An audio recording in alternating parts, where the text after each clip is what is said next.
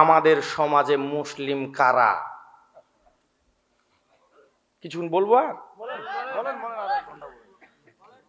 আমাদের সমাজে মুসলিম কারা? মহান আল্লাহ তাআলা বলছেন, মহান আল্লাহ তাআলা বলছেন, ইয়া আইয়ুহাল্লাযীনা আমানুত্তাকুল্লাহা হাক্কা তুকাতিহি ওয়া লা তামুতুন্না ইল্লা ওয়া আনতুম মুসলিমুন। ইয়া আইয়ুহাল্লাযীনা আমানু, হে ঈমানদারগণ, তোমরা যারা ঈমান এনেছো আমার উপরে, যারা ঈমান এনেছো আমার নাজিলকৃত কিতাবের উপর, যারা ঈমান এনেছো আমার ফেরেশতাগণের প্রতি, যারা ঈমান এনেছো আমার রাসূলের প্রতি, ইয়া আইয়ুহাল্লাযীনা আমানু, হে ঈমানদারগণ, তোমরা যারা ঈমান এনেছো আমার উপরে, ইত্তাকুল্লাহ, তারা তোমরা আমাকে ভয় করো, হাক্কা তুকাতিহি, যেমনি ভাবে আমি আল্লাহকে ভয় করা দরকার, সুবহানাল্লাহ, সেমনি ভাবে ভয় করো। সম্মানিত উপস্থিতি, বলছিলাম আসুন, মসজিদে গরু ঢুকে, গরু কি ঢুকে? গরু, মানুষ ঢুকে না। কিছু মানুষ আছে, মানুষ ঢুকে না, গরু ঢুকে।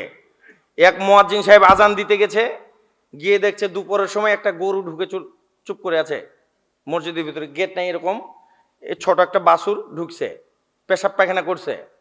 ও আবার মুয়াজ্জিন বলছে, এটা কার গরু, কার গরু, কার গরু, বকাবিদ্য করছে। ওই দিন গেছে, থামছে। তার 2-3 দিন পর আবার ওই গরু। এই দিন মালিক খোঁজাখুঁজি করার পর ডাকছে, দেখ তোর গরু কি অবস্থা করছে।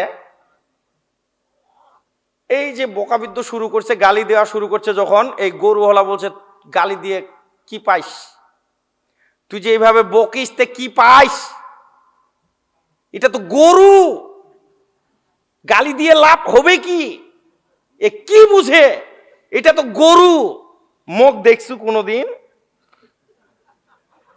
মুই কা যাও, এ মানুষ যায় না, গরু যায়। সম্মানিত উপস্থিতি, বলছিলাম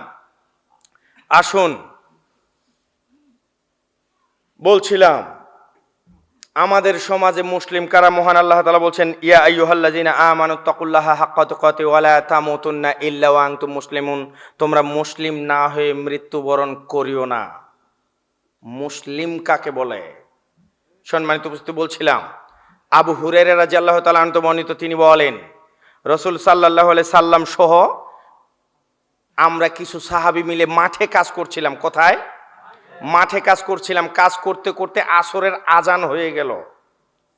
আসরের আজান হয়ে গেল তো আল্লাহর নবী কিছু সাহাবীকে নিয়ে নামাজ পড়তে চলে গেলেন, সাহাবীদেরকে নিয়ে নামাজ পড়তে চলে গেলেন।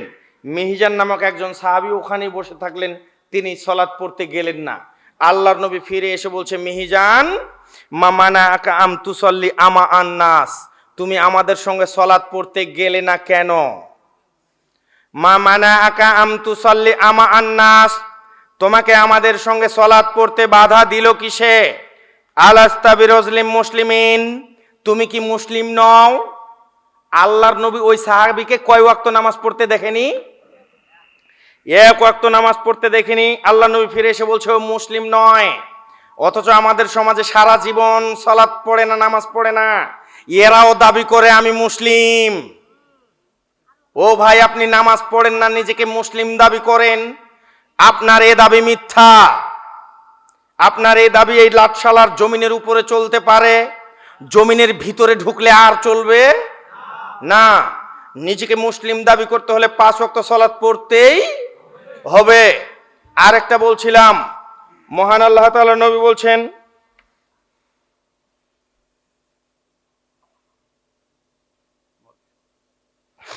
মহান আল্লাহ তাআলার নবী বলছেন, সম্মানিত বলছিলাম, শুনছেন কথা, শুনছেন? আবু হুরায়রা রাদিয়াল্লাহু তাআলা আনহু বর্ণিত, তিনি বলেন, রাসূল সাল্লাল্লাহু আলাইহি ওয়াসাল্লাম বলেছেন, ইন্নাস সাদাকাতা লা তুতফিহু আন আহলিকা হাররাল কবুর। ওই যে কবরে থাকা ব্যক্তির নামে তার আহাল পরিবারের লোকজন যদি সাদাকা করে, দান করে, তাহলে চেরাকে ফু দিলে যেরকম আগুনটা নিভে যায়, চেরাক বুঝেন তো, ন্যাম্পো। আল্লাহ নবী বলেছেন, ইন্নাস সাদাকাতা লা তুতফিহু আন আহলিকা হাররাল কবুর। ওই কবরে থাকা ব্যক্তির নামে তার আহাল পরিবারের লোকজন যদি সাদাকা করে দান করে, তাহলে চেরাকে ফু দিলে যেরকম আগুনটা নিভে যায়, দান করা মাত্রই ধপ করে কবরের আগুনটা নিভে যায়। 3 দিনে, 7 দিনে, 14 দিনে, 40 দিনে গরু জব করে খাওয়ালে কবরের আগুন নিভে যায়, এরকম হাদিস দুনিয়াতে নাই। তবুও চলছে, হুজুর চালাচ্ছে। বেটা তুমি মরে দেখো, তোমার কবরে আগে আগুন জ্বালানো হবে। 1000 দিয়েছেন ইনি? 500 বাকি? 500। আল্লাহ তোমার আরেক বান্দা 1000 টাকা দান করেছে, আল্লাহ তুমি তাকে